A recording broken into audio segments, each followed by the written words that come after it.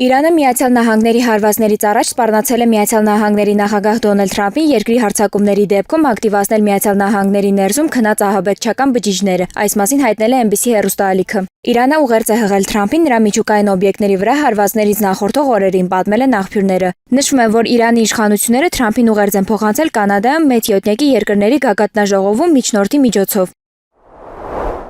Իրանում իշխանափոխության մասին Միացյալ Նահանգների նախագահ Դոնալդ Թրամփի հայտարարությունը կարող է հանգեցնել Մերձավոր Արևելքում հակամարտության մեջ Միացյալ Նահանգների ավելի խորը ներգրավմանը։ Այս մասին գրում է բրիտանական Financial Times պարբերականը։ Ռեժիմը փոխելու Միացյալ Նահանգների ձգտումը կարող է մեծացնել ամերիկյան ավելի խորը միջամտության ռիսկը, որից վախենում են շատ դեմոկրատներ եւ նույնիսկ որոշ հանրապետականներ, ասվում է հրատարակության հաղորդագրության մեջ։ Ինչպես նշվում է նյութում, Միացյալ Նահանգների բարձրաստիճան պաշտոնյաները հայտնել են, որ Սպիտակ տունը չի ձգտում Իրանում կառավարության փոփոխությանը։ Ընդ որում Թրամփը Իրանի միջուկային օբյեկտներին հարվածելուց հետո հայտնել է, որ այնտեղ կարող է փոխվել իշխանությունը, եթե այն չկարողանա երկիրը կրկին հզոր դարձնել։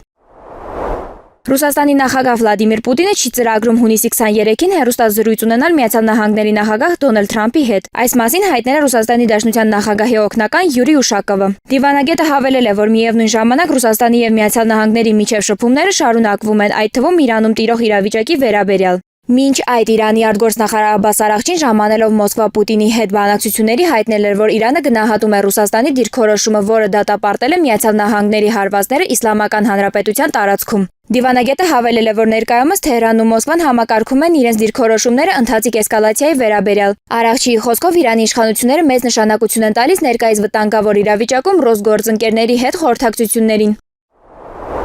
Ուկրաինայի նախագահ Վոլոդիմիր Զելենսկու Ղրիմը ռուսական ճանաչելու մերժումը պայմանավորված է նրանով, որ նա դարձել է իր սխալների պատանդը։ Այս մասին հայտնել է Սևաստոպոլի նահանգապետ Միխայել Ռազվոժաևը։ Ուրիշ հայտարարություններ նրանցից երբեք չենք լսի, քանի դեռ այս ռեժիմը կա, նրանք նման հայտարարություններ կանեն։ Նրանք սեփական դիրքորոշումների եւ սխալների պատանդն են, ասաց նա։ Ռազվոժաևը հավելել է, որ ուկրաինական կողմի հետ հնարավոր է պայմանավորվել միայն Ռուսաստանի Դաշնության նախագահ Վլադիմիր Պուտինի առաջարկած պայմանների ընդունման միջոցով։ Դրանք փոխանցվել են Կիևի ներկայացուցիչներին Ստամբուլում կայացած բանակցություններում։